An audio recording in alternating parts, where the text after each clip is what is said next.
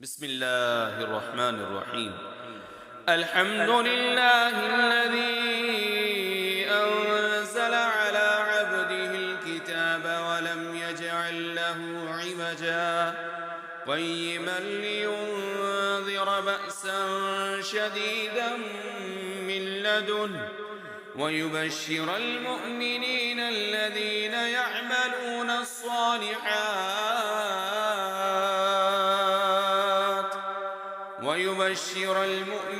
الذين يعملون الصالحات أن لهم أجرا حسنا ماكثين فيه أبدا وينذر الذين قالوا اتخذ الله ولدا ما لهم به من علم ولا لآبائهم كبرت كلمة تخرج من أفواههم إن يقولون إلا كذبا فلعلك باخع نفسك على آثارهم إن لم يؤمنوا بهذا الحديث أسفا إنا جعلنا ما على الأرض زينة لها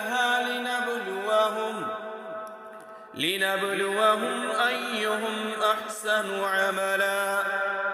وإنا لجاعلون ما عليها صعيدا جرزا أم حسبت أن أصحاب الكهف والرقيم كانوا من آياتنا عجبا